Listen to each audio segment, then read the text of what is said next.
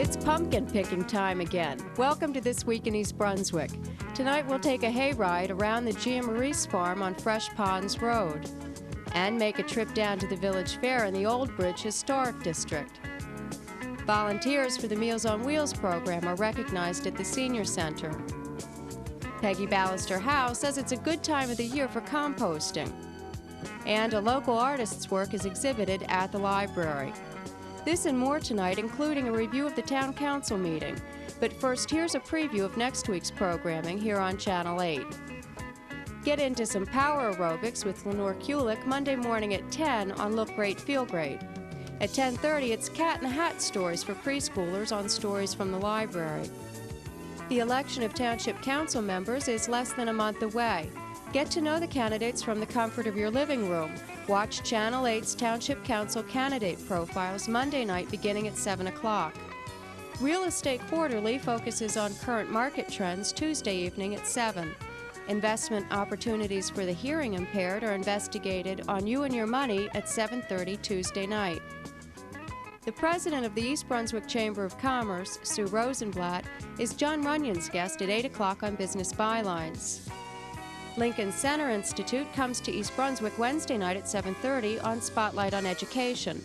And at 8 o'clock, Stuart Davis asks local teens about their opinions on censorship. That's on 18. We'll return Thursday night at 7 and 8 with another edition of This Week in East Brunswick. And at 7:30, Dr. Alan Plumser is featured on Let's Talk Health. For sports updates, show reruns, and announcements of local events, check the Community Bulletin Board. Did you guys have breakfast this morning? Yeah! Okay, what do you guys have for breakfast? Eggs. Eggs. Toast. Cereal. Okay. All right, here's the, quiet. Here's the main question. What do you call that stuff you guys eat? Food. Food. Very good. Every time you guys eat, if it's an Oreo cookie or it's a steak, there's a guy out there like me growing it, okay? That's what a farmer does. A farmer grows food, all right? This farmer does more than grow food. Come fall, he opens his farm to school children, giving several tours every day. Named 1989's National Outstanding Young Farmer, Jim Giamarese and his wife Sue operate a 100-acre farm on Fresh Ponds Road in East Brunswick. This week, a wagon load of second graders came from Island to pick pumpkins and learn about how things grow. Who knows what these are? Raspberries. Okay, now do you know why they call them raspberries? No. Everybody says ras, but they're not ras. They're raspberries because they have little teeny rasp on them. They have little teeny thorns on them. Okay, and they grow on a bush. These come back every year. We only have to plant them once and they'll grow for about 10 years. And the season's almost done now, but that's what they look like. They grow on a bush. Okay? So you guys pass them around and look at them and you can see how they grow on the vine. Don't eat them though, just look at them. Okay, so share them with everybody. Brian, take Okay, this isn't what it really looks like. In the store, when you guys buy this, it looks a little bit different. But who knows what this is? It starts with an A. No, it starts with an A. Asparagus. Who had asparagus? Who guessed that? I love asparagus. All right, this guy's sharp today. This is an asparagus fern. Okay, asparagus grows. It takes about 3 or 4 years before you get a crop off them. And when you eat it, you eat this part down here. Okay, but if you let it go, to this time of year, it grows to a big fern.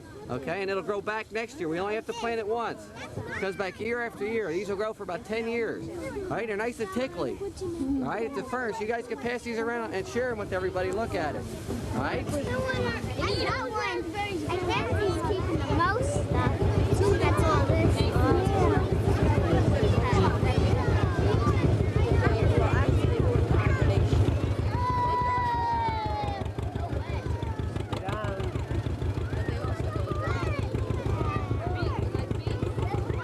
This is called bicolor corn because it has both colors mixed together. It's the best of both corn.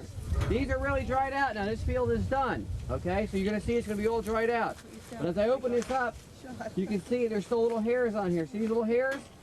Each one of those little hairs is the silk, and it goes to each one of those kernels, and that's how it gets pollinated. Okay, each one is attached. Now if you open this up, okay, wait a minute. One more important thing. See these seeds are all dried up? Yeah. Okay, but that one little seed has the potential to grow a new corn stalk. Makes another ear, maybe 1 or 2 more ears. But that's what you plant, and that's what you eat. When you guys eat sweet corn, you're eating the seeds. Okay, so you guys can pass this around and look at it. All right, now share it. Wait a minute, share it with everybody, okay? How do you know does anybody know how old a horse is? How can you tell how old a horse is?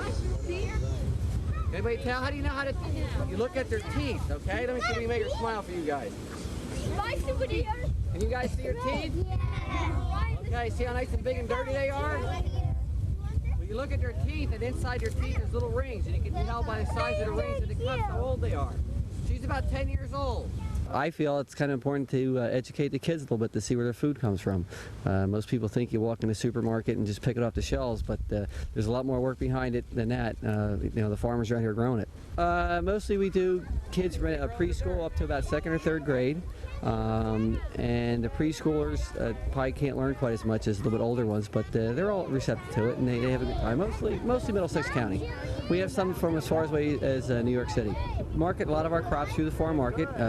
We grow, we say asparagus to zucchini. Depends on what time of year it is and what's available. But we try to direct sell everything we can through the farm market, and a lot of people prefer to come to the farm because they know it's fresh. And we also do pick your own. You can pick your own tomatoes or string beans or lima beans or what have you. You know, when they're in season. This time of year, things are winding down. Any day now, we could have a frost. A lot of crops would be done, but it winds down just a little bit, so we can have a little bit of time with the kids and teach them a little bit of something. You guys, you have to stay in this field, okay?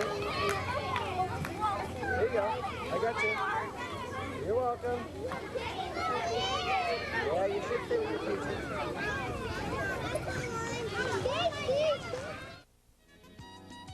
Hi, I'm Mark Nonestide, and this is Kim Revelinski. And today we're down here participating in the East Brunswick 16th Annual Village Fair. We're dressed this way to fit the mood of the era that's portrayed down here in the village. The East Brunswick Museum Corporation was founded in 1980. The East Brunswick Museum is located at 16 Maple Street. We're open every Saturday and Sunday from 1:30 to 4. And we have new exhibits every 4 months. You can call us at 257-1508 to arrange for guides and appointments, as we are today, guides. And today in the Village Fair, we'll be giving walking tours of the historic district. We're also having 3 slideshows today, one on the history of Old Bridge and one on the history of East Brunswick. We have craft vendors down here at the fair today, a lot of them from the area and from Old Bridge, selling all sorts of things from antiques to crafts and collectibles. And we also have a man on the corner with child's rides for the children to participate in.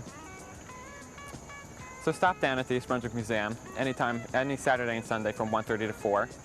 If you need to call us for group appointments, you can call us at 257-1508. Thank you.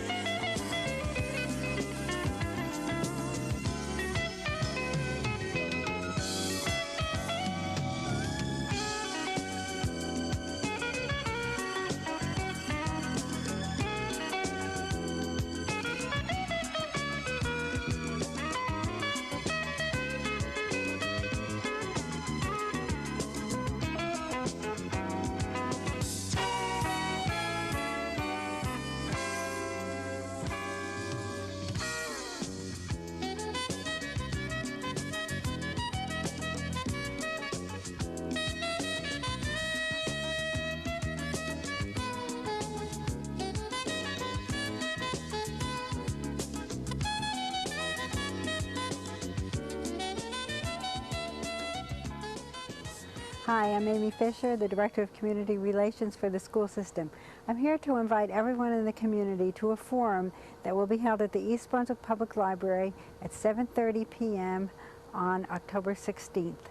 The title of the forum is The Role of the Schools in Countering Bias, and is being sponsored by several groups, including the school system, the East Brunswick Clergy Council, the PTA presidents, and Mayor Jack Sinagra.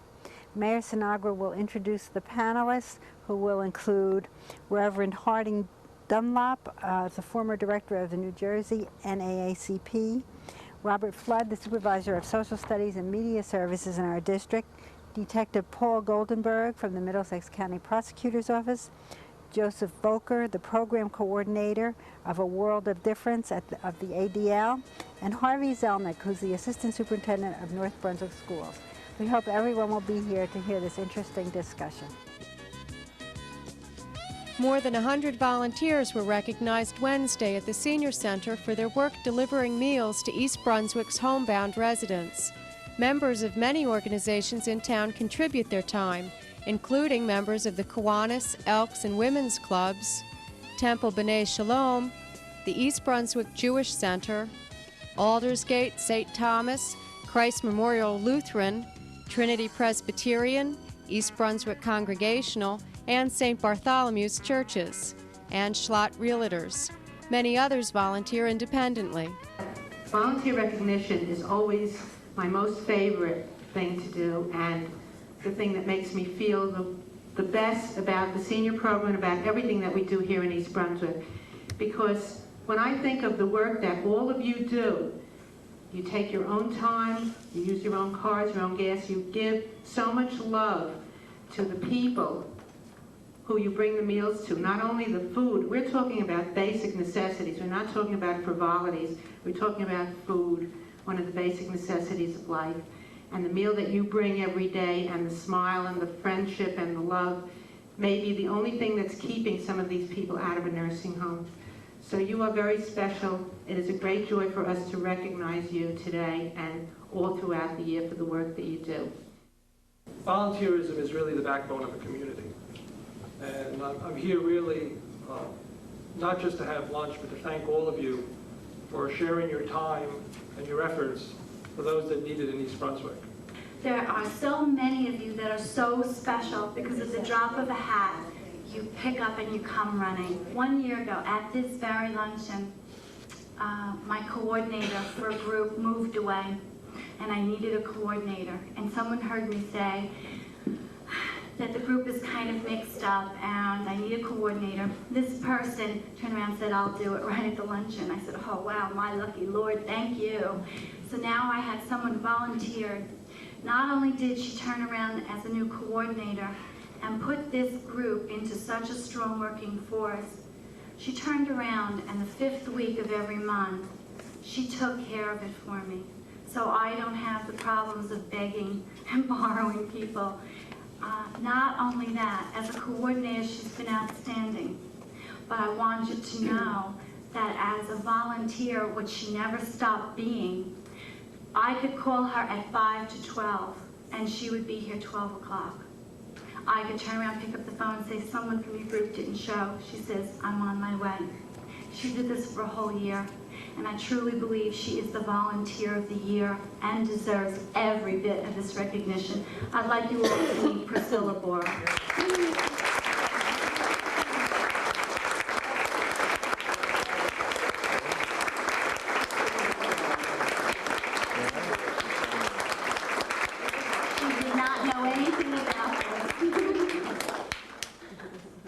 This is for you from us with our deepest appreciation. I only did it because I feel so much and so strongly about this program. And I really don't feel I should be honored. I'm just doing something good.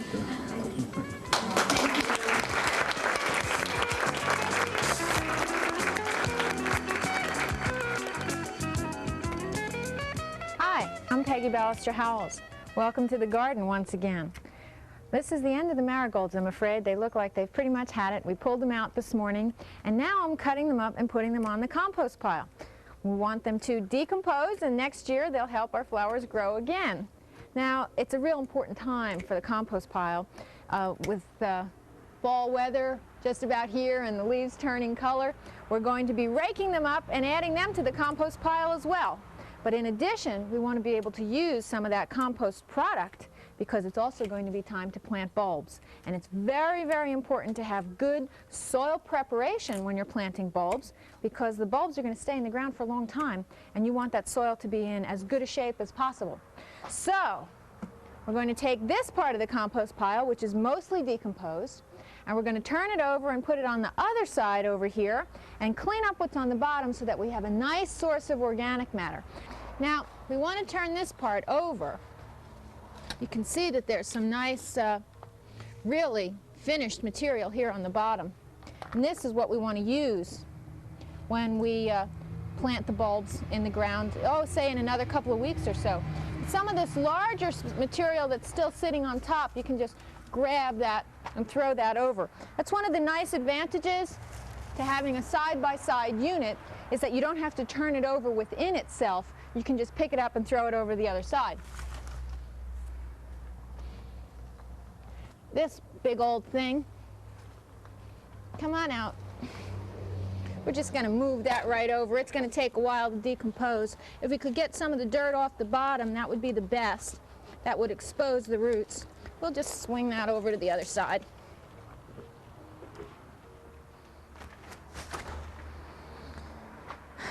Get out some of this green stuff back here.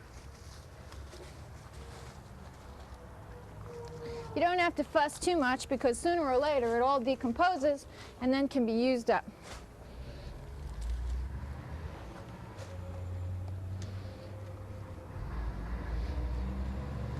Okay, that looks pretty good. All right, you want to turn this over. Anything that's obviously bulky and not decomposed, you pull out. Of course, bits of paper and plastic. Paper will decompose eventually, but it takes a little bit longer than most of the organic matter, so maybe you don't want to have it in there. Things that are thick like this, if you can snap them into smaller pieces. Woody branches should be chipped first because they'll take forever, but most of this will finish decomposing and will be ready by spring. Now it's this material, this compost, that you add to the soil that not only improves the quality of the soil by keeping it moist, it also reduces the amount of fertilizer. If you have a soggy area, it will allow the water to flow through more quickly. And in general, it is a way to manage your waste, improve the quality of your soil, and sometimes even save a little money, because then you don't have to buy it at the store. Okay, we'll see you here next time in my backyard. The work of Francine Schneider Wroclawski is on exhibit in October at the library. Francine received her early training at East Brunswick High School and her bachelor's degree in fine arts from Syracuse University. She spent 6 years living and studying in Paris and now exhibits in the Henry Howells Gallery in Soho. I've worked in pastels because, one, I like the contact. Sometimes brushes can get in the way, and pastels are very immediate material and medium, and it's almost a purer sense, and I can just do a lot more with it. It's not just drawing in pastel, but it's really a painting in pastel. And I do have to work with a gas mask on because of so much fixative and binder in that respect, but turning a very powdery medium into something almost fluid, it's sometimes, and other times just leaving it.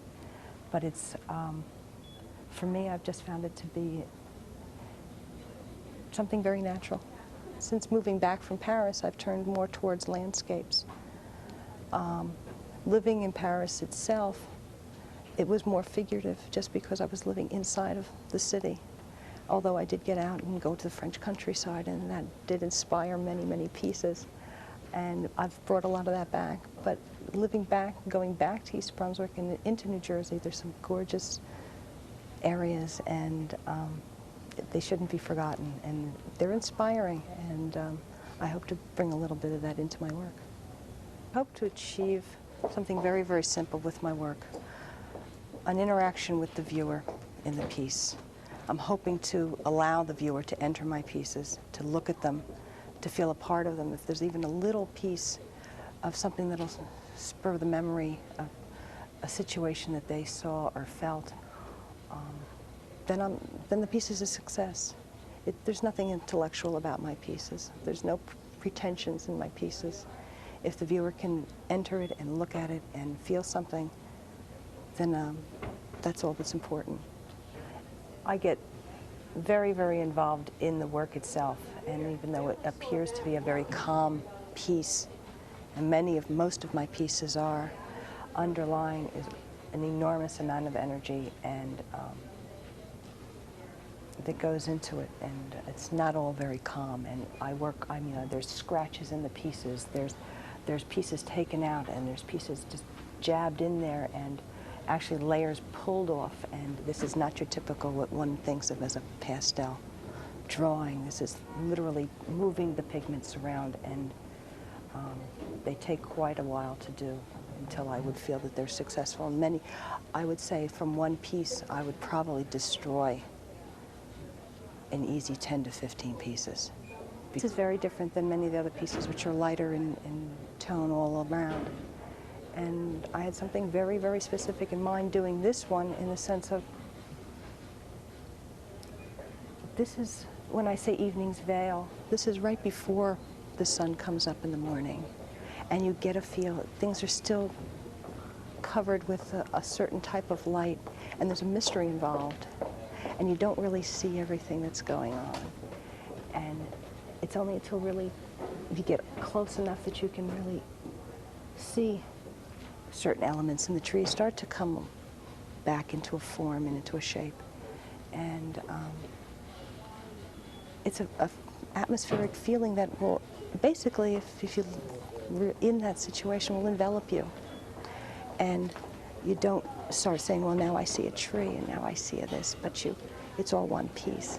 And the other pieces as well are all working with light and the feelings that come out of that. But it's not just one light that can do this. And there's a sense of spirituality in the pieces as well, and I think that that's an important part if one is really talking about landscape and working one's feelings into a piece and the whole unit of what a landscape and man fitting into it can be.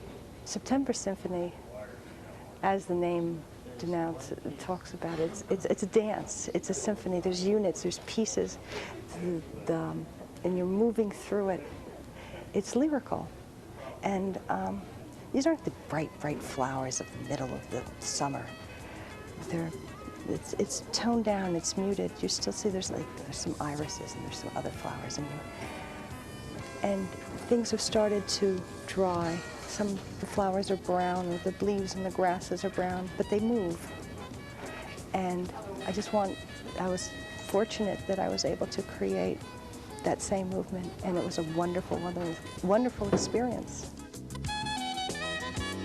At Tuesday night's Township Council action meeting, Mayor Jackson Agra announced that the week of October 7th to the 14th is officially Chamber of Commerce Week in the township.